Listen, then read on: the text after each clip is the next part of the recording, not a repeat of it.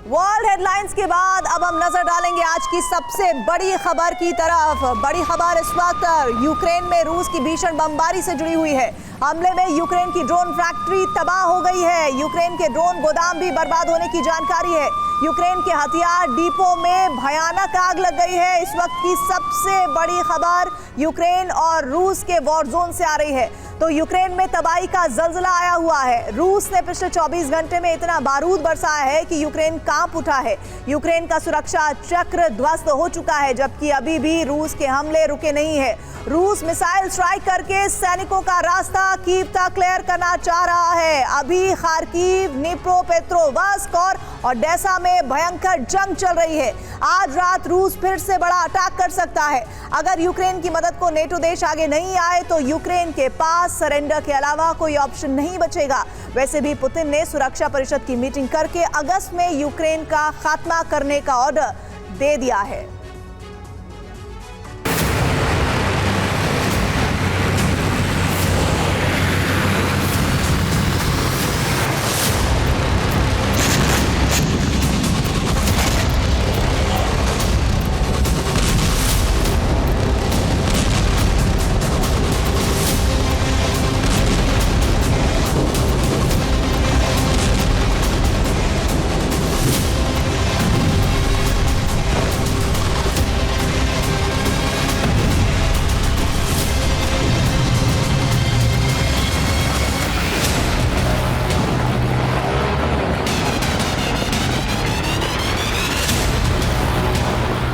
Ukraine में पहला विस्फोट, खार्किव हुआ खाक।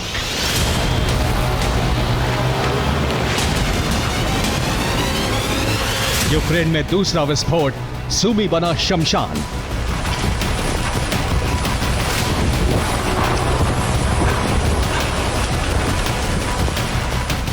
यूक्रेन में तीसरा विस्फोट, निप्रोपेट्रोवस्क जल उठा।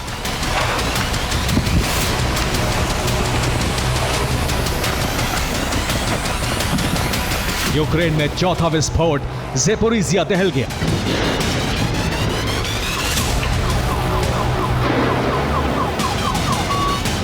यूक्रेन में पांचवा विस्फोट, ओडेसा में भारी तबाही।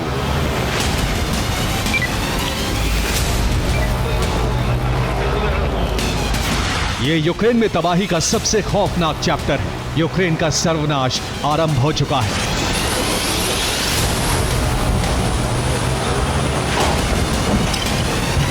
क्रेमलिन ने ऐलान कर दिया है कि अगस्त तक यूक्रेन या तो सरेंडर करे या फिर संपूर्ण तबाही के लिए तैयार रहे।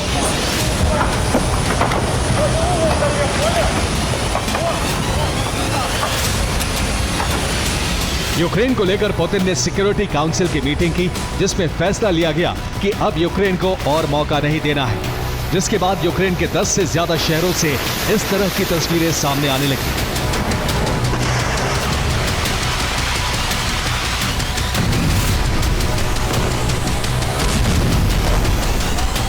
आधी रात से लेकर सुबह तक हमले किए गए। कीव से लेकर खार्किव को टारगेट किया गया। लुहांस्क से लेकर ओडेसा तक बारूद बरसाया गया।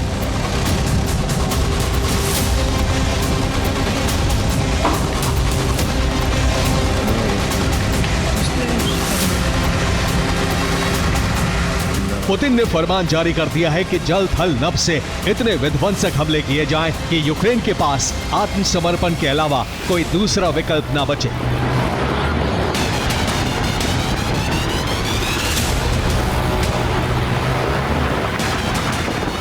हमले इतने लगातार किए गए कि यूक्रेन नेटो से मिले हथियारों का इस्तेमाल भी नहीं कर पाया।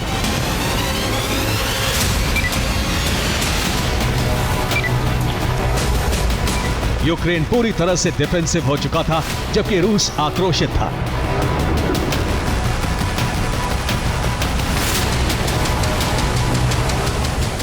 इस तस्वीर को देखिए, ये निप्रोपेट्रोवस्क से आई है, जिसमें रात में ड्रोन स्ट्राइक की गई। एक पूरा इलाका जल गया। वहां बने मकान, दुकानें सब खाक हो गए। कई फीट ऊंची आग की लपटें उठ रही थी। जबकि सुबह तक हमले किए गए। सुबह हुई तो खौफनाक तस्वीरें सामने आई। वहां तबाही और बर्बादी दिख रही थी।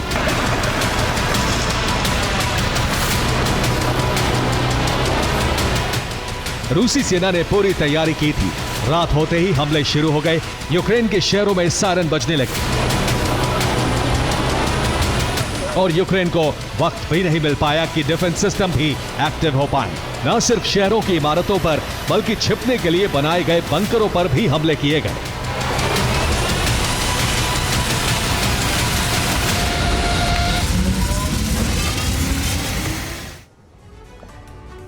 रूस ने ट्रिपल अटैक किया है जिसमें सबसे ज्यादा नुकसान खार्किव में हुआ है और इस बार रूस ने अलग अलग पैटर्न पर हमला किया है। पहले पैटर्न में मिसाइल अटैक से खार्किव का मिलिट्री बेस तबाह कर दिया गया। दूसरे पैटर्न में ड्रोन का इस्तेमाल करके खार्किव के रिहायशी इलाकों में तबाही मचाई गई, जबकि तीसरे पैटर्न में ग्लाइड बम से ऑयल डिपो जला दिया गया। इसके अलावा खार्किव में 5 टारगेट तबाह कर दिए गए। पहला टारगेट मिलिट्री स्टेशन, दूसरा टारगेट इंडस्ट्रियल जोन बर्बाद कर दिया गया, तीसरा टारगेट रिहायशी इलाकों पर बम बरसाए गए, जबकि चौथा टारगेट उन बंकरों को बनाया गया जो छिपने के लिए बनाए गए थे। पांचवा टारगेट प्रशासनिक इमारतें थीं।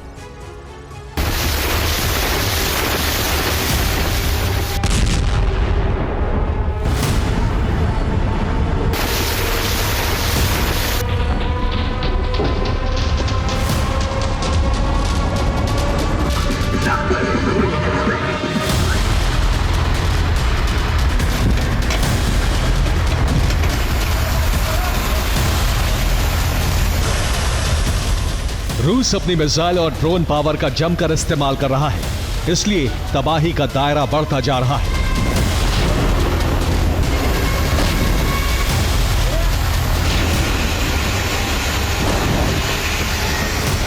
रूस ने इस बार नई मिसाइल का इस्तेमाल किया है। सिक्योरिटी काउंसिल मीटिंग में भी K-77M मिसाइल से हमले पर मुहर लगाई गई।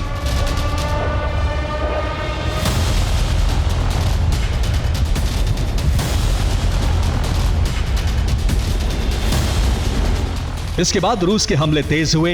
एक तरफ K-77M मिसाइल तबाही मचा रही थी तो दूसरी तरफ से TU बॉम्बर दहलाने पहुंच गया। इसके अलावा शाहिद कामिकाज़े ड्रोन ने कहर बरपाया, यानी एक साथ 3 तरह के हथियारों से यूक्रेन में बारूद की बारिश की गई।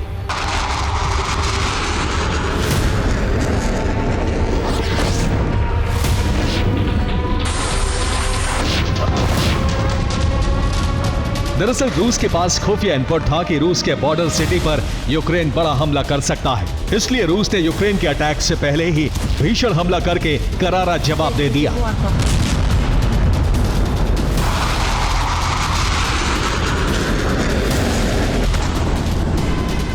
रूस ने इस बार सबसे ज्यादा हमले मिसाइल साइट से किए, जिसमें बैलिस्टिक मिसाइलों का इस्तेमाल किया। वोरोनिस, कुर्स्क, मिलेरोवो, तागनरोग, बेलगोरोद और क्रीमिया से हमले किए गए। हमलों से पहले यहां डिफेंस सिस्टम तैनात किए गए थे।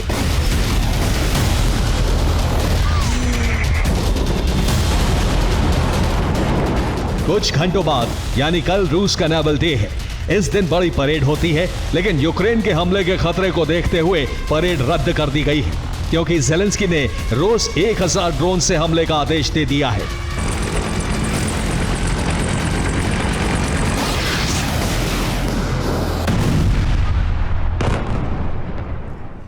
यूक्रेन ने पिछले 5 घंटे में 1000 ड्रोन हमले किए हैं, जिनमें रूस के कुर्स्क में 230 ड्रोन अटैक हुए हैं। स्तावोरोपोल में 167 ड्रोन अटैक्स हुए हैं और सारातोव में 19 ड्रोन हमले हुए हैं। क्रीमिया की बात की जाए तो वहां पर 113 ड्रोन दागे गए हैं। ब्रियांस्क में 17 और ओरियोल में 29 ड्रोन से हमला किया गया है। इसके अलावा तुला पर 54 ड्रोन हमले हुए हैं। सबसे ज्यादा बेलगोरोद में तबाही मचाई गई है, वहां 309 कामिकाज़ी ड्रोन दागे गए हैं।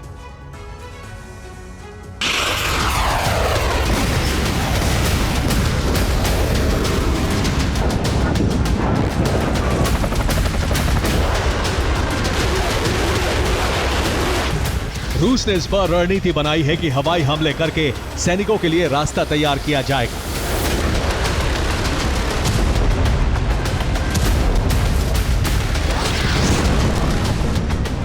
फिर रूसी सेना इलाके कब्जा करते हुए आगे बढ़ती जाएगी।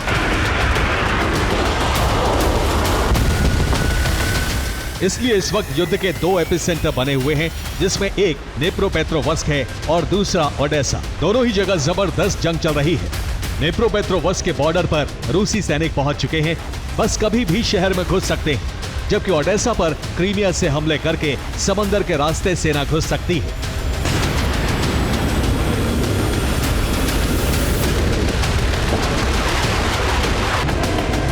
इसके लिए रूस मिसाइल का इस्तेमाल कर रहा है। सबसे ज्यादा हमले किंजल, इस्कंदर और K-77M से किए गए, जबकि शाहिद के अलावा हल्के ड्रोन गेरान का भी इस्तेमाल किया।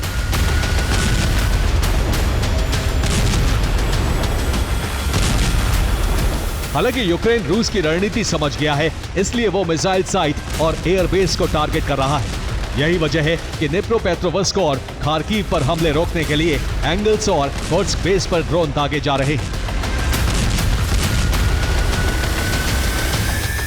एंगल्स बेस की कुछ सैटेलाइट इमेज सामने आई है, जिस पे रूसी बॉम्बर्स की तैनाती दिख रही है, जो हमले के लिए यूक्रेन गए थे। इस बेस के अलावा यूक्रेन के टारगेट पर क्रीमिया भी है, क्योंकि ओडेसा पर हमले क्रीमिया के बेस सेवास्तोपोल से किए जा रहे हैं। इसलिए आज की रात यूक्रेन बड़ा हमला करके रूस से बदला ले सकता है।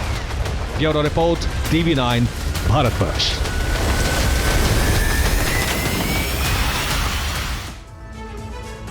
बड़ी खबर आ रही है इस वक्त। रूसी सेना का जबरदस्त एक्शन हुआ है। यूक्रेन के 2 शहरों पर रूस का कब्जा हो गया है। फ्रंटलाइन छोड़कर भागे हैं यूक्रेनी सैनिक।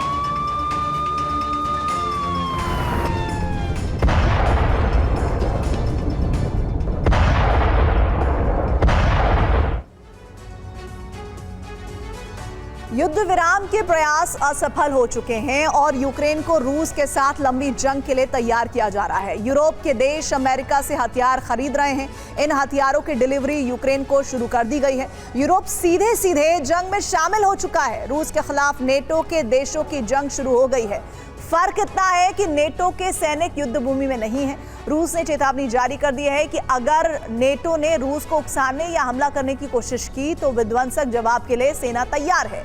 रूसी नौसेना ने पूरे यूरोप की घेराबंदी कर दी है और इसके साथ पैसिफिक ओशन में अमेरिकी बेस के पास भी रूस चीन की नौसेना बारूद बरसा रही है।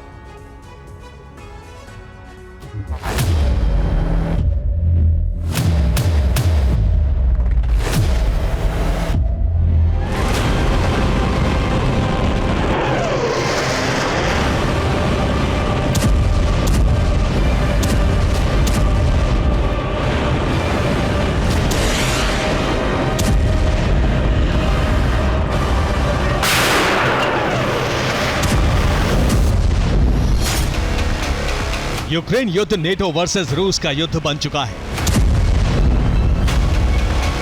ट्रंप के शांति प्रयास नाकाम होने के बाद ही यह तय कर लिया गया था कि अमेरिका के सबसे बड़े दुश्मन रूस से जंग यूक्रेन लड़ेगा।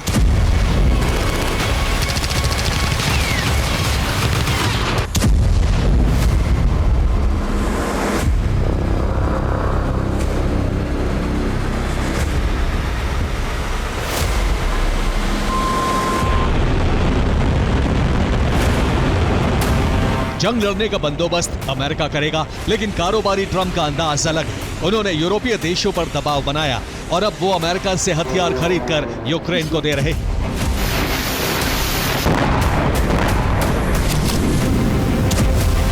यूक्रेन को हथियारों की नई खेप मिलनी शुरू हो गई है।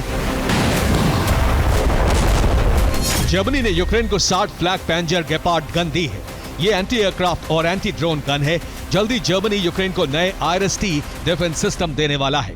इसके साथ ही यूएस पोलैंड को $4 बिलियन यानी 34,582 करोड़ रुपए का लोन देगा। इस रकम से पोलैंड अमेरिका से हथियार खरीदेगा। इन हथियारों की डिलीवरी यूक्रेन को की जाएगी। फ्रांस से भी यूक्रेन को नए हथियारों की मदद मिलने वाली है। नए हथियार मिलने के बाद रूस पर यूक्रेन के ऑफेंसिव अटैक तेज होंगे। नेटो सदस्य देश यूक्रेन को मदद देना शुरू कर चुके हैं। अब यूरोपियन यूनियन ने भी यूक्रेन के लिए खजाना खोल दिया है। यूरोपियन कमीशन ने कहा है कि यूक्रेन को 3.5 बिलियन यूरो यानी 35,550 करोड़ रुपए की रकम देगा। इससे यूक्रेन नए हथियार खरीद सकता है। रोमानिया ने भी यूक्रेन को सैनिकों के साजो सामान देने का ऐलान किया है। हालांकि दोनों देशों के बीच पैट्रियट एयर डिफेंस सिस्टम के ट्रांसफर पर अभी सहमति नहीं बन पाई है। अमेरिका और यूरोप का प्लान है कि यूक्रेन जंग में लंबे समय तक टिका रहे और रूस पर बड़े हमले शुरू करा दिए जाए।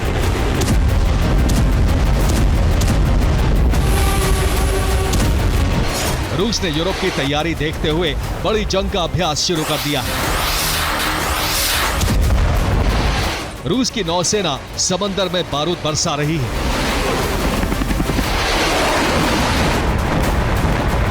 रूसी नौसेना के बेड़े जुलाई में स्टॉर्म युद्धाभ्यास के तहत Arctic ocean, Pacific ocean, Baltic, Caspian, Barents और नॉर्थ सागर में बारूद बरसा रहे हैं। इस ड्रिल में रूस के 15,000 जवान, 150 युद्धपोत और 120 एयरक्राफ्ट शामिल हैं। रूसी नौसेना ने यूरोप की घेराबंदी कर दी है और प्रशांत महासागर में अमेरिकी खेमे के देशों के करीब चीन और रूस बारूद बरसा रहे हैं। रूसी सेना यूरोप के करीब बेरेंट्स सागर में ड्रिल कर रही है और इस ड्रिल में रूस के ओरियोल न्यूक्लियर सबमरीन शामिल हैं। इस सबमरीन से मिसाइल हमलों का अभ्यास किया जा रहा है और इसके साथ ही नॉर्थ सी में रूसी सेना का एंटी सबमरीन युद्धपोत एडमिरल लेवशेंको मौजूद है और ये दुश्मन की सबमरीन पर हमलों का अभ्यास कर रहा है। बाल्टिक सागर में रूसी नौसेना का northern fleet anti sea mine operation चला रहा है, यानी ये दुश्मन का रास्ता रोकने के लिए माइंस बिछा रहा है और अपनी सेना का रास्ता तैयार साफ करने के लिए पूरी तरह से माइंस को हटाने की कोशिश कर रहा है। और प्रशांत महासागर में रूस और चीन साझा युद्ध अभ्यास कर रहे हैं। दोनों सेनाएं मिलकर मॉक टारगेट पर हमले कर रही हैं।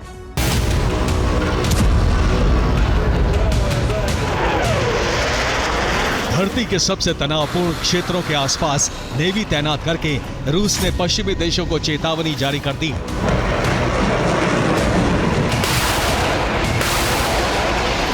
पुतिन के करीबी निकोलाई पात्रुशेव ने कहा है कि नेटो रूस की परीक्षा लेने की गलती ना करे। रूसी सेना हर चुनौती के लिए तैयार है। हालात बिगड़े तो वेस्टर्न ब्लॉक को अकल्पनीय जवाब दिया जाएगा। रूस की नेवी न्यूक्लियर हाइपरसोनिक मिसाइलों और न्यूक्लियर पोसाइडन जैसे विध्वंसक हथियारों के साथ यूरोप से जापान तक युद्ध के लिए तैयार है।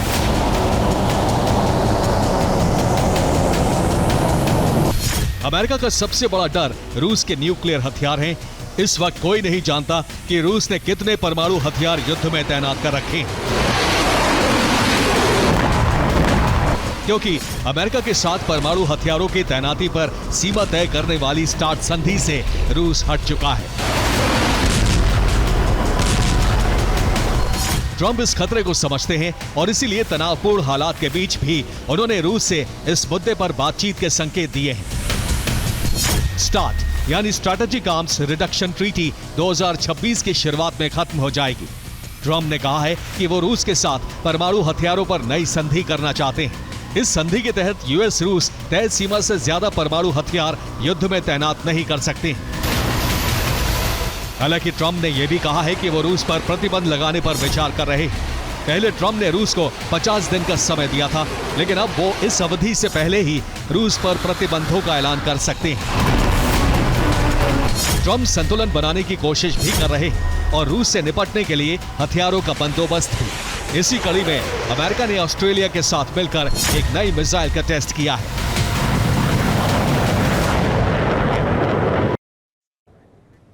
अमेरिका ऑस्ट्रेलिया ने नई मिसाइल का टेस्ट चीन के करीब डार्विन में किया है। नई मिसाइल को लॉन्च किया गया हाइमार्स से और नई प्रिसिशन स्ट्राइक मिसाइल का परीक्षण सफल रहा है और इस मिसाइल ने लॉन्च साइट से 300 किलोमीटर दूर सटीक हमला किया है। इस मिसाइल की रेंज 500 किलोमीटर तक मार करने की है। आने वाले समय में अपग्रेडेड वर्जन की रेंज 1500 किलोमीटर होगी।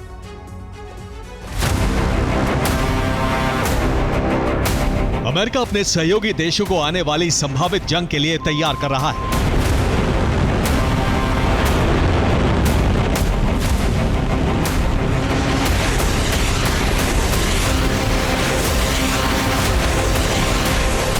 रूस भी बड़ी जंग के लिए अपने संगठन के देशों के साथ सामरिक सहयोग बढ़ा रहा है। इसीलिए रूस ने चीन के साथ प्रशांत महासागर में अमेरिकी बेस गुआम और जापान तक युद्धाभ्यास शुरू किया है। नेटो और रूस की जंग तय मानी जा रही है। ये उसी जंग की तैयारी है, क्योंकि यूक्रेन के जरिए नेटो के हमले जारी रहे तो युद्ध के प्रायोजकों पर रूस के हमले शुरू हो सकते हैं। Bureau report, TV9 Bharatvarsh. बड़ी खबर इस वक्त नीप्रो में रूस का जबरदस्त अटैक हुआ है। यूक्रेनी फोर्स के 2 ठिकानों पर कब्जा हुआ है। हमले में यूक्रेन के हथियार भी तबाह हो गए हैं।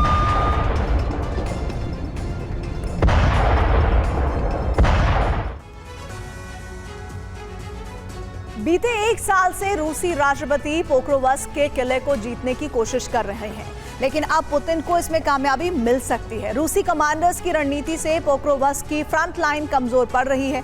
सिर्फ इतना ही नहीं, बीते 4 दिनों से कीव से लेकर ओडेसा तक जेलेंस्की के खिलाफ प्रदर्शन जारी है। कुछ रिपोर्ट्स में दावा है कि इसके पीछे भी रूस का हाथ है। सवाल यह कि क्या जेलेंस्की शासन का अंत करीब है? इस रिपोर्ट में देखिए।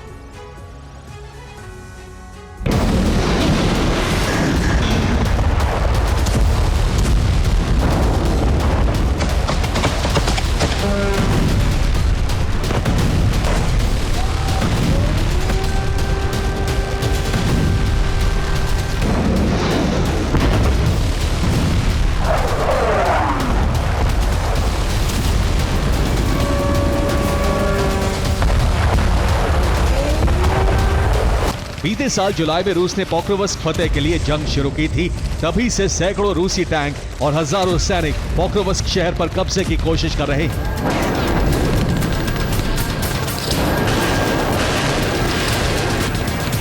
लेकिन अब माना जा रहा है कि रूस पोक्रोवस्क का किला फतेह कर सकता है।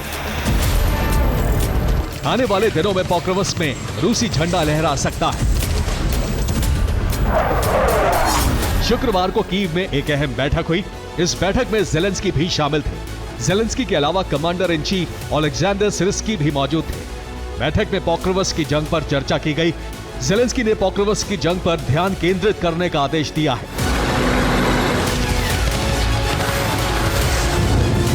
इस बैठक की वजह पोक्रोवस्क में खत्म होती यूक्रेनी सैनिकों की रसद और टुकड़ियां हैं, जिसकी वजह से यूक्रेन के लिए फ्रंट लाइन पर टिकना बेहद मुश्किल है। यही वजह है कि जेलेंस्की ने यूक्रेन के शीर्ष कमांडर को अपना फोकस पोक्रोवस्क पर शिफ्ट करने के लिए कहा है। 24 घंटे पहले देश के नाम संबोधन में भी जेलेंस्की ने पोक्रोवस्क का जिक्र किया। उन्होंने कहा, यूक्रेनी सेना पोक्रोवस्क शहर के पूर्वी हिस्से में भीषण लड़ाई लड़ रही है। रूस रोजाना शहर के आसपास के गांवों पर कब्जा करने की कोशिश कर रहा है, जो एक रसद केंद्र के रूप में काम करता है। दरअसल रूसी सैनिक बीते एक साल से पोक्रोवस्क के मोर्चे पर यूक्रेनी सैनिकों को खदेड़ने की कोशिश कर रहे हैं। हाल ही में रूसी राष्ट्रपति ने पोक्रोवस्क के मोर्चे पर 1 लाख जवानों को भेजा था, जिसका नतीजा अब नजर आने लगा है।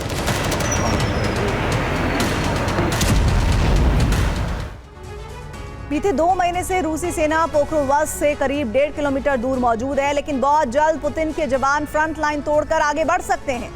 दरअसल हाल ही में रूस ने यहां 1 लाख सैनिक भेजे थे, जिसके बाद रूसी कमांडर्स ने एक बड़ा चक्रव्यूह रचा। पोक्रोवस्क के दक्षिण में रूस ने अपनी स्थिति को जानबूझकर कमजोर किया, जिसकी वजह से यूक्रेन ने यहां एक इलाके को जीत लिया। इसके लिए यूक्रेन ने पूर्वी पोक्रोवस्क की फ्रंट लाइन से कई सैनिकों को भेजा था। इसका फायदा उठाकर रूसी सैनिकों ने पूरी ताकत से पोक्रोवस्क की पूर्वी फ्रंट लाइन पर हमला किया, जिसके बाद यहां यूक्रेनी फ्रंट लाइन कमजोर पड़ रही है। दावा है कि इतने बड़े हमले को रोकने की कोशिश में यूक्रेनी सैनिकों की रसद खत्म हो रही है। किसी भी वक्त यूक्रेनी सैनिक यहां से पीछे हट सकते हैं।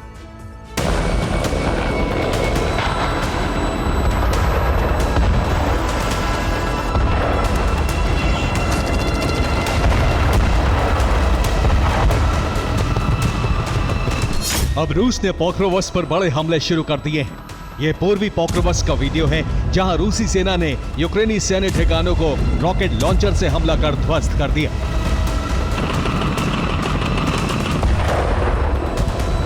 कीव से शुरू हुई आग अब पश्चिम में नीप्रो से लेकर दक्षिण में ओडेसा तक फैल चुकी है। सैकड़ों की संख्या में यूक्रेनी नागरिक जेलेंस्की के खिलाफ प्रदर्शन कर रहे हैं। हाथ में तख्ती लेकर जेलेंस्की के फैसलों और उनकी नीतियों का विरोध हो रहा है। 22 जुलाई को यूक्रेनी राष्ट्रपति ने नए कानून के तहत यूक्रेन के नेशनल एंटी करप्शन ब्यूरो और special anti corruption prosecutor office को सीधे अटॉर्नी जनरल के अधीन कर दिया था। इस पद पर नियुक्ति खुद यूक्रेनी राष्ट्रपति करते हैं, जिसके बाद जनता भड़क गई। माना जा रहा है कि अब रूस इन प्रदर्शनों को हवा दे रहा है। रूस की सीक्रेट एजेंसियां यूक्रेन में विद्रोह को भड़का रही हैं। रूसी एजेंसी प्रदर्शनों के लिए फंडिंग कर रही है। रूस की कोशिश यूक्रेन में जनता को भड़काकर तख्ता पलट करवाने की है। यही वजह है कि रूस लगातार पुतिन और ज़ेलेंस्की की मुलाकात की तारीख तय करने से बच रहा है, ताकि उसे यूक्रेन में तख्ता पलट और नए इलाकों पर कब्जे के लिए और वक्त मिल सके। पुतिन ज़ेलेंस्की वार्ता पर ISW की एक रिपोर्ट में बड़े दावे किए गए हैं। इस रिपोर्ट में वार्ता नहीं होने के पीछे रूस को जिम्मेदार ठहराया गया है। रिपोर्ट के मुताबिक अमेरिका लगातार पुतिन ज़ेलेंस्की के बीच सीधी वार्ता की कोशिश कर रहा है, लेकिन रूस ज़ेलेंस्की पुतिन वार्ता की तारीख को लंबा खींचना चाहता है। वो बार बार वार्ता की कोशिशों को स्थगित कर रहा है।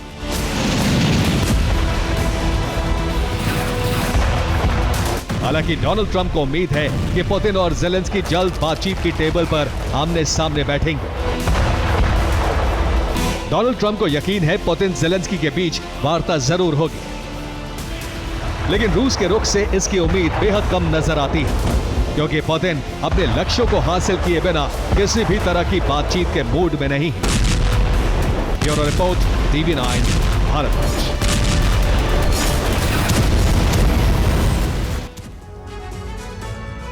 थाईलैंड और कंबोडिया के बीच जारी संघर्ष अब कब्जे की जंग में बदलता जा रहा है, जिसमें थाईलैंड एक ताकतवर देश के रूप में उभरा है। ऐसा इसलिए कहा जा सकता है क्योंकि एक तरफ कंबोडिया ने तुरंत सीजफायर का आह्वान कर दिया है, तो वहीं दूसरी तरफ थाईलैंड ने अपनी आक्रामकता को बढ़ा दिया है। लेकिन इससे नुकसान और फायदा किसे हो रहा है, इस रिपोर्ट में देखिए।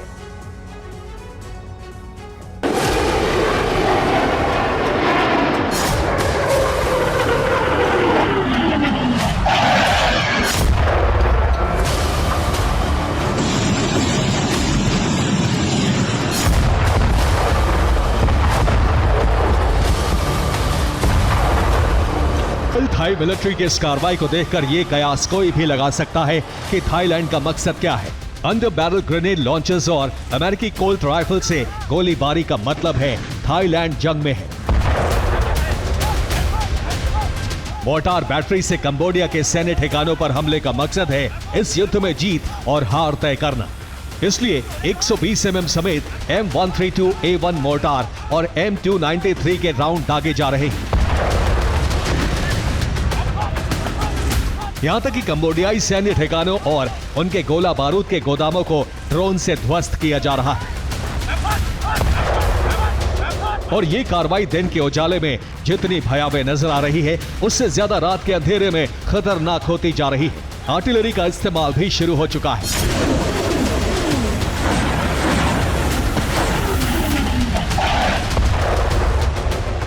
आखिर इस कार्रवाई से थाईलैंड को फायदा क्या है और कंबोडिया के पास विकल्प क्या है?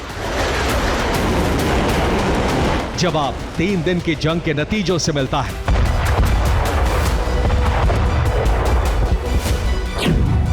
थाई सेना ने विवादित क्षेत्र केफू मकुया चोटी पर कब्जा कर लिया। सेना कंबोडिया सीमा पर 300 मीटर आगे बढ़ गई।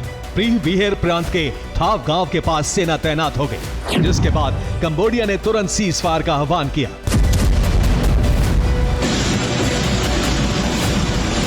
यानी कंबोडिया ने एक तरह से घुटने टेक दिए, लेकिन थाईलैंड ने युद्ध विराम के साथ शर्तें लागू कर दी। थाईलैंड के विदेश मंत्री के मुताबिक युद्ध विराम के प्रस्ताव सैद्धांतिक रूप से सहमत है। हम युद्ध विराम के प्रस्ताव पर विचार करेंगे, लेकिन युद्ध विराम जमीनी हालात पर आधारित होगा, जिसका साफ मतलब है कि थाईलैंड युद्ध विराम के लिए तैयार है, लेकिन अपनी शर्तों पर।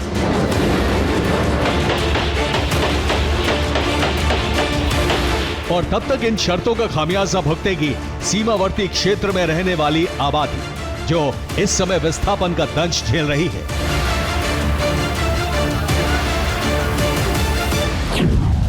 यह वही आबादी है जो कंबोडिया थाईलैंड की सीमा पर रहती है, लेकिन इस बारूदी संघर्ष ने इनके आशियाने छीन ली। अब तक 1,35,000 लोगों को शेल्टर्स में शरण लेनी पड़ी है, जो बुरीराम, सुरीन, सीसाकेत और उबोन में बनाए गए हैं। इन युद्धग्रस्त विस्थापित लोगों के पास न खाने पीने की व्यवस्था है, न ही जीवन यापन के लिए किसी तरह की सुविधा है। अकेले प्रीह विहेर क्षेत्र से 10,000 से ज्यादा लोग विस्थापित हुए हैं।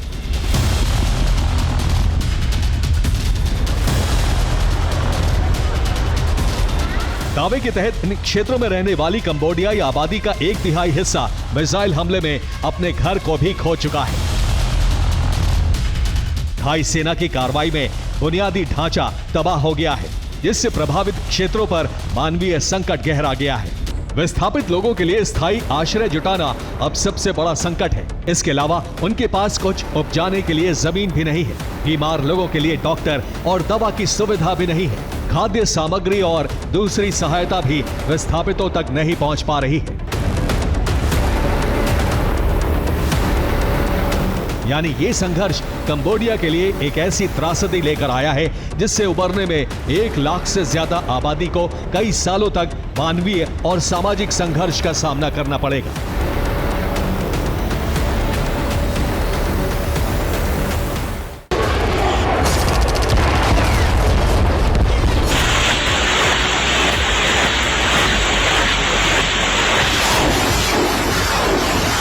ये संकट गहराने की आशंका इसलिए भी ज्यादा है क्योंकि एक तरफ तो संघर्ष विराम की उम्मीद जाग रही है, लेकिन थाईलैंड की आक्रामकता अब कम नहीं हो रही है। वायुसेना ने फाइटर जेट्स कंबोडिया सीमा के अंदर तक पहुंचा दिए। यूक्रेन से आए बख्तरबंद सैन्य वाहन भी कंबोडिया की सीमा पर भेज दिए। यही नहीं, थाई नौसेना ने भी कंबोडियाई ठिकानों पर हमला कर जान माल का नुकसान पहुंचाया और कंबोडियाई अटैकिंग ग्रुप्स पर तोप और रॉकेट से भीषण हमले किए। यही वो हमले हैं जिनकी वजह से 1 लाख से ज्यादा लोगों को पलायन के लिए मजबूर होना पड़ा, जिससे पता चलता है कि थाई सेना कंबोडिया की सीमा की तरफ बढ़ रही है और अब विवादित क्षेत्र पर नियंत्रण करना चाहती है। लेकिन ऐसा क्यों? क्या ये समय थाईलैंड के लिए मुफीद है या फिर कंबोडिया ने ही थाईलैंड को भड़का दिया है?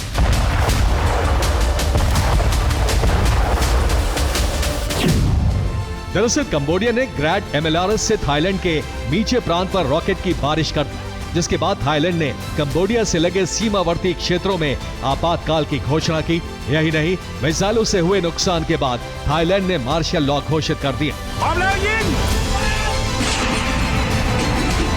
हालांकि थाईलैंड के इस कदम के पीछे बैंकॉक की पूर्ण युद्ध की तैयारी को माना जा रहा है। लेकिन दूसरी सच्चाई ये भी है कि इस समय थाईलैंड सबसे मजबूत स्थिति में है। थाईलैंड अमेरिका और चीन दोनों के हथियार इस्तेमाल कर रहा है। वहीं कंबोडिया चीन के भरोसे है, लेकिन चीन भी अब मजबूर है।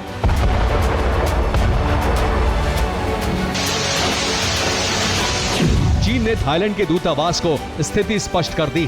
दावा है कि संघर्ष शुरू होने के बाद चीन ने कंबोडिया को कोई हथियार नहीं दिए, जो बताता है कि थाईलैंड की आक्रामकता अभी और बढ़ने वाली है। थाईलैंड ना तो सीज फायर को मानेगा, ना ही मध्यस्थों की भूमिका स्वीकार करेगा और उसकी इस आक्रामकता का खामियाजा भुगतेंगे वो सीमावर्ती लोग जिन्हें विस्थापन झेलना पड़ रहा है। Bureau report, TV9 Bharatvarsh. Gaza का भविष्य क्या होगा, इस वक्त दुनिया में इसी पर चर्चा है। अमेरिका के करीबी 2 देश फ्रांस और ब्रिटेन फिलिस्तीन को मान्यता देने के पक्ष में हैं, लेकिन ट्रंप और नेतन्याहू इसके खिलाफ हैं। ट्रंप ने तो यहां तक ऐलान कर दिया है कि हमास सीज़फायर नहीं चाहता और इसीलिए उसका अंत बहुत निकट है। इस बीच गाजा में इजरायल ने हमास के खिलाफ अपना नया प्रॉक्सी खड़ा कर दिया है। तो क्या युद्ध विराम के बाद गाजा की सत्ता नेतन्याहू अपने प्रॉक्सी संगठन को सौंप देंगे?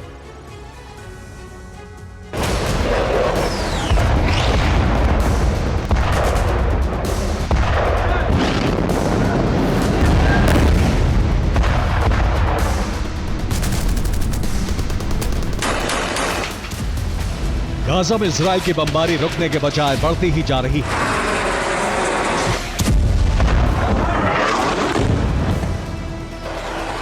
गाजा में हर बीतते दिन के साथ विनाश का क्षेत्रफल बढ़ता ही जा रहा है।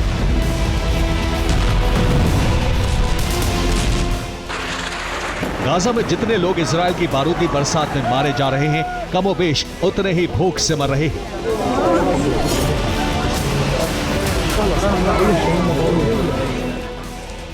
गाजा में जो लोग इजरायल के हमलों में बच गए, उन्हें अब भूख मारने पर आमादा है।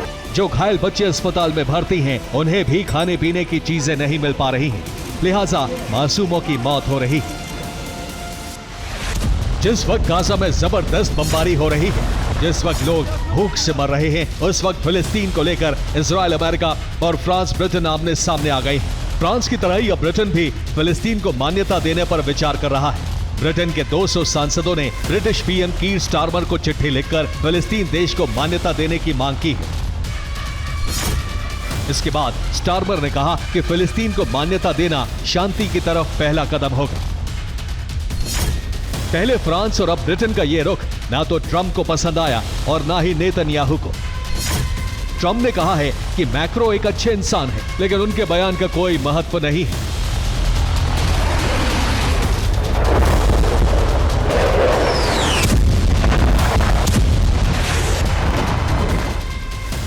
उधर इजरायल के विपक्षी नेता बेनी गैंट्स ने कहा है कि फिलिस्तीन का अस्तित्व नहीं रहेगा, इजरायल जो चाहेगा वो करेगा।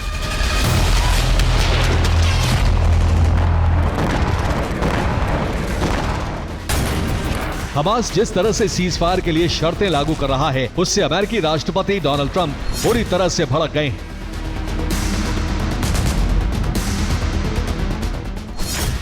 ट्रंप ने कहा है कि हमास डील नहीं करना चाहता, हमास के लोग मरना चाहते हैं। अब सवाल यही है कि ट्रंप और नेतन्याहू के कड़े रुख को देखते हुए अब फ्रांस और ब्रिटेन क्या करेंगे? क्या वो फिलिस्तीन को मान्यता देंगे या फिर अपने कदम पीछे खींचेंगे? इस सवाल का जवाब दुनिया को जल्द ही मिलने वाला है। उधर इजरायली सेना न सिर्फ गाजा को समतल कर रही है, बल्कि गाजा में हमास के खिलाफ पॉपुलर फ्रंट नाम के संगठन को खड़ा कर दिया है। गाजा में इजरायल के इस प्रॉक्सी ने ऐलान किया है कि उसने न सिर्फ पूर्वी राफा में कई किलोमीटर के इलाके पर कब्जा कर लिया है, बल्कि वहां अपनी हुकूमत भी चला रहा है।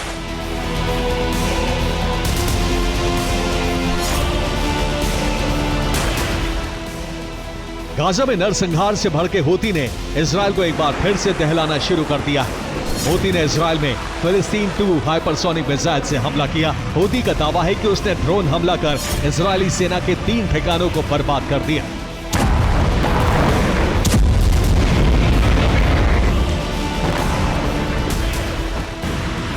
हूती के दावे के उलट इजरायल का कहना है कि उसने हूती के सभी हमलों को इंटरसेप्ट कर लिया। सच जो भी हो, लेकिन गाजा और वहां के लोगों का भविष्य क्या होगा, इस पर सस्पेंस अभी भी बना हुआ है। Bureau report, TV9 Bharatvarsh. और ईरान के सिस्तान बलूचिस्तान प्रांत से बंदूकधारियों के हमले की खबर आई है। इस खबर से सवाल उठने लगे हैं कि क्या इजरायल ने ईरान के अंदर अपना प्रॉक्सी प्लान एक्टिवेट कर दिया है? क्या ईरानी सरकार के खिलाफ विद्रोही गुटों के सक्रिय होने की जानकारी है? क्योंकि मोसाद के बड़े ऑपरेशन के बाद अगला चरण विद्रोहियों से हमला कराना था।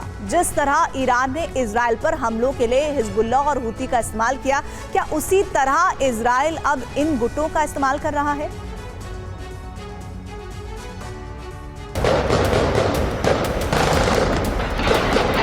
तस्वीरें ईरान के दक्षिण पूर्वी सिस्तान बलूचिस्तान प्रांत से हैं।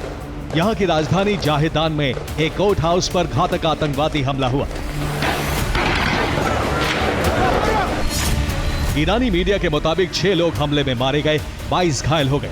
जाहिदान के कोर्ट हाउस में हथियारबंद हमलावरों ने घुसने की कोशिश की। एक आत्मघाती हमलावर भी था जिसने बारूद से भरी जैकेट पहनी थी। हमले की जिम्मेदारी जैश अल अदल ने ली है, यानी जाहिदान में जो हुआ उसके पीछे जैश अल अदल है। दरअसल जैश अल अदल बलोच विद्रोहियों का गुट है जो 2012 में शुरू हुआ था। सुन्नी मुसलमानों और बलोच पहचान वाला विद्रोहियों का सबसे बड़ा गुट फिलहाल यही है। इस गुट का मुखिया अब्दुल मलिक मुल्ला जादेह है। पाकिस्तान और अफगानिस्तान की सीमा के पास सिस्तान बलूचिस्तान प्रांत ईरान के सुन्नी मुस्लिम बलोच अल्पसंख्यकों का घर है, जो लंबे वक्त से आर्थिक हाशिए पर होने और राजनीतिक बहिष्कार की शिकायत करते रहे।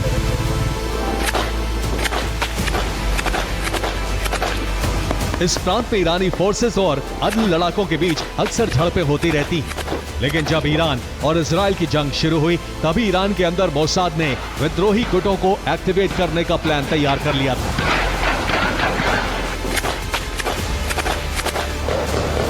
यानी इजरायल ने उसी नीति को लागू करने का प्लान तैयार किया जिस नीति से ईरान इजरायल पर हमले कराता रहा है। ईरानी खुफिया एजेंसी भी ये मानती है कि जाहिदान के हमलों के पीछे इजरायल की खुफिया एजेंसी हो सकती है। ईरानी मीडिया की रिपोर्ट है कि जैश अल अदल का इजरायल कनेक्शन भी है। तंजीम न्यूज एजेंसी ने रिपोर्ट जारी की है कि इजराइल 2024 से जैश अल अदल को फंडिंग कर रहा है। 2024 में इजरायली समूह जैश अल अदल को फंडिंग कर रहे थे। जैश अल अदल ने फंड लेने के लिए एक क्रिप्टो करेंसी वॉलेट का एड्रेस जारी किया था। इजरायली गुटों ने इस वॉलेट का एड्रेस इंटरनेट पर खूब साझा किया था। इजरायली सोशल मीडिया अकाउंट्स ने लिखा था कि इलेक्ट्रॉनिक वॉलेट ईरान के खिलाफ स्वतंत्रता सेनानियों का है, जितना हो सके उनका समर्थन करें। संभव है कि इजराइल ने क्रिप्टो के जरिए बलोच संगठन को मदद भी दी हो। ईरानी मीडिया का दावा है कि इसी तरह इजराइल ईरान के अंदर सक्रिय दूसरे विरोधी गुटों को भी समर्थन देता रहा है। इसलिए तेहरान में यह माना जा रहा है कि जाहिदान हमला इजराइल की साजिश हो सकती है। Bureau report, TV9 Bharatvarsh. दुनिया में बदल रहे हालात को देखते हुए कई देश अब हथियार निर्माण में आत्मनिर्भर बनने की कोशिश कर रहे हैं। बड़े हथियारों का निर्माण कर रहे हैं, लेकिन तुर्की ने एक ऐसा हथियार बना लिया है जो है तो छोटा, लेकिन बड़े हमलों को भी विफल कर सकता है।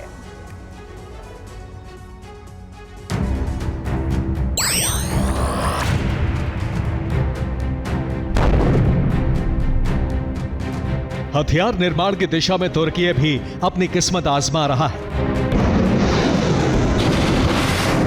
हालांकि अब तक तुर्की को बड़े हथियार बनाने में सफलता नहीं मिली है, लेकिन छोटे और ऑपरेशनल हथियारों की दुनिया में तुर्की लगातार आगे बढ़ रहा है।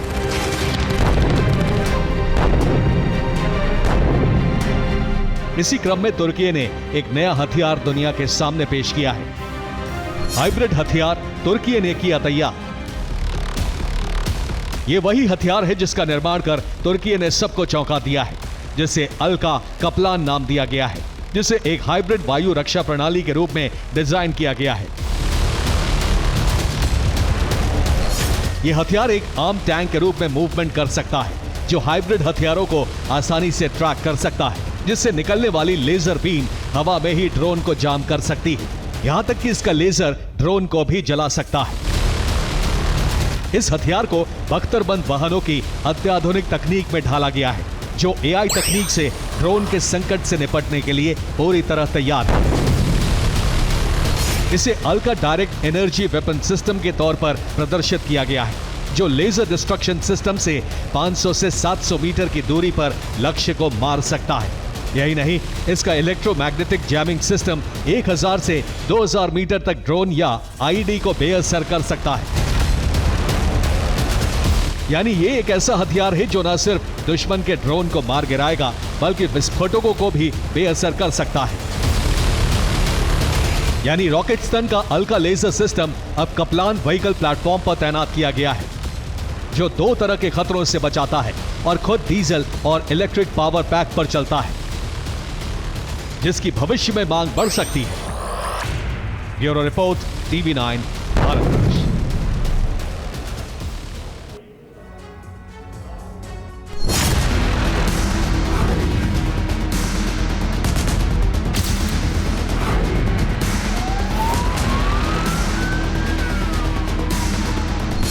जुलाई के महीने में प्रकृति का प्रकोप चीन से लेकर अमेरिका तक बरस रहा है। धरती के किसी हिस्से में आसमान से बरसी बारिश बाढ़ की शक्ल में तबाही मचा रही है, तो कहीं भीषण गर्मी से जंगल धधक रहे हैं।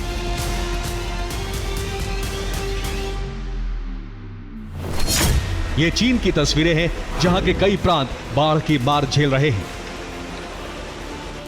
मकान पानी में डूबे हैं, तो कारें खिलौने की तरह बह रही हैं।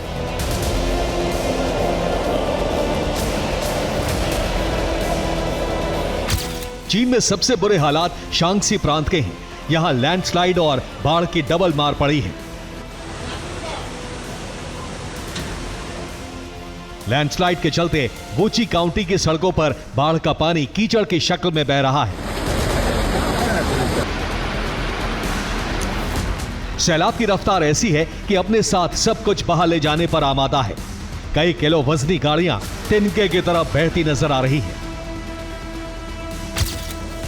शांक्सी की तरह ही हेबेई प्रांत की सड़कों पर भी सैलाब दहाड़ मार रहा है। हर गली चौराहे पर बाढ़ का कब्जा है। वीडियो में देखा जा सकता है, कहीं गाड़ियां छत तक डूबी हैं, तो कहीं पानी के साथ बहती चली जा रही हैं।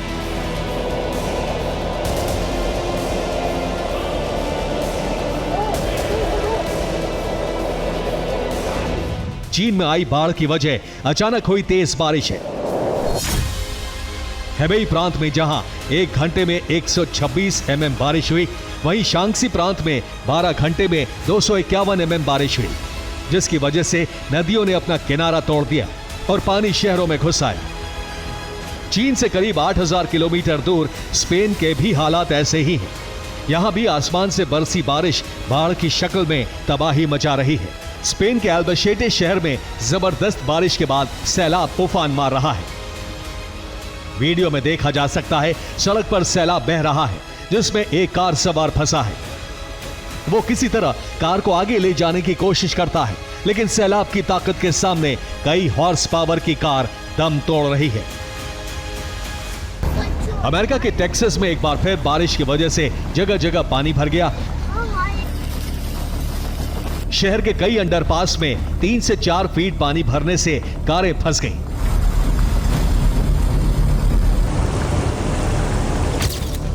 अमेरिका, चीन और स्पेन जहां बाढ़ और बारिश से त्रस्त हैं, वहीं तुर्की में भीषण आग लोगों की जान ले रही है। ये काराबुक की तस्वीरें हैं, जहां के जंगलों में अचानक आग भड़क गई। आग इतनी भयानक थी कि महज कुछ ही घंटों में रिहायशी इलाकों तक फैल गई, जिसके बाद सैकड़ों लोगों को सुरक्षित बाहर निकाला गया। आग की चपेट में आकर 13 लोगों की मौत की खबर है। जंगलों में लगी आग की वजह तेज गर्म हवाओं को माना जा रहा है, जिसकी वजह से जंगल में आग भड़क गई। Bureau report, TV9 Bharatvarsh.